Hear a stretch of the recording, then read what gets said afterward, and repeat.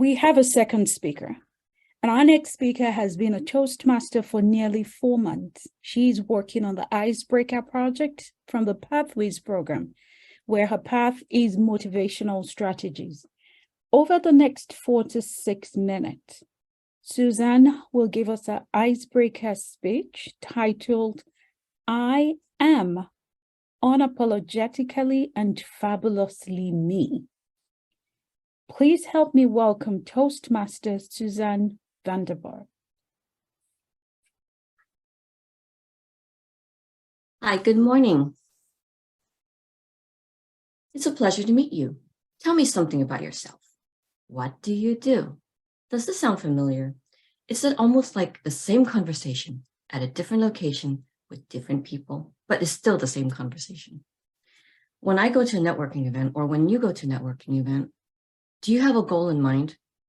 What bothers me is that when I go to a networking event, people have the ulterior motive of selling me something. Oh, darn, you know? Don't you just hate that? Doesn't that bother you, or does it only bother me? What you would have to recognize is I am somebody who comes with disclaimers. You'd be like, a what? A disclaimer, disclaimers. Today, I'm going to share with you 4 disclaimers that I have. So number 1, approach with caution, because I might seem like I might not speak up, or I'm quiet. I might reserve my opinions, but, I might say the wrong thing at the wrong time and offend you, and you might not like me anymore. Disclaimer number 2, do not ask me to discuss anything with you over lunch or dinner. The reason being is it's rude to have your mouth full and talk to me about business. And secondly, if I do say something funny, I do know CPR, but I'm not very good with it. So I might ask the next guy to help you. And if I do try CPR and it doesn't work, I might not be able to help you perfectly. So that's me. That's me. I try to be fabulous, but that's just me. Disclaimer number 3. My goodness, doesn't this stop?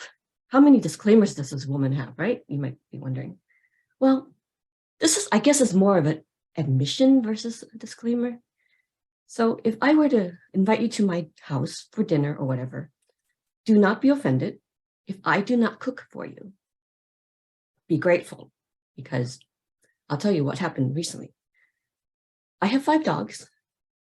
What they do is they huddle like people on the football field before a game, and they form a blockade, and they'll follow me to make sure I do not get to the stovetop. And the reason for that is because recently my husband was ill, so I thought I'll be helpful and make dinner.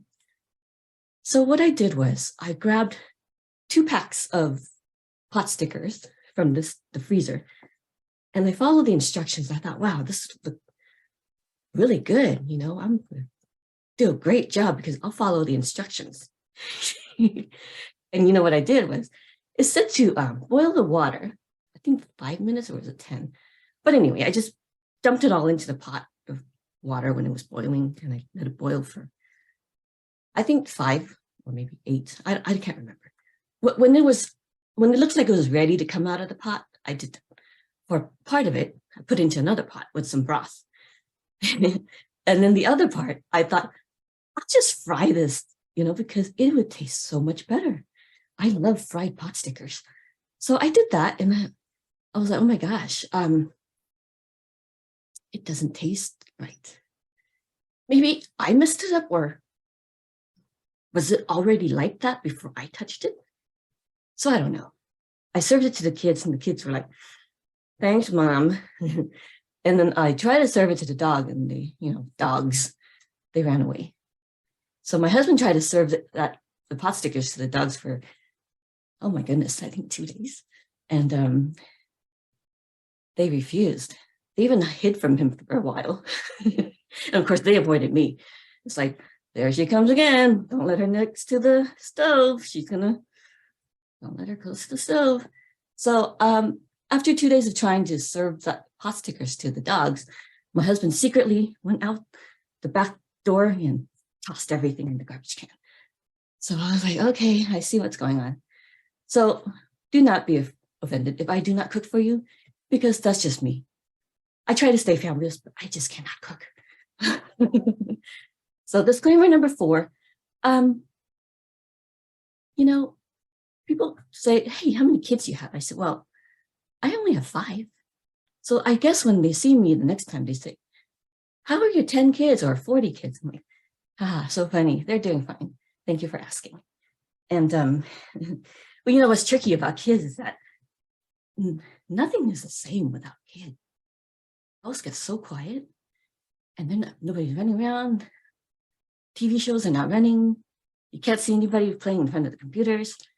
And it's like, where are the kids, right? They're not around. And it gets trickier when we go on road trips, because I have to count. It's like, how many? Do we have 5 in the car? So sometimes they're hiding. So I feel like, man, we lost somebody. And then it gets trickier too when we have to have dogs with us. So now I'm counting 5 kids, 5 dogs, everybody in the car. Oh yeah, it's a really full car. But you know, that's me. That's me and my family. And we try to stay fabulous as much as we can. I'm also, so back to, aside from all the disclaimers, let's just say a few good things about me. I really enjoy working. So in a sense, I'm a hard worker. But you know, you probably hear that a lot from a lot of people saying, I'm a really hard worker, right? But I truly am. I love working. And that's just me. To make it clear, I'm Susan Vanderburgh. I am unapologetically and fabulously me. Thank you.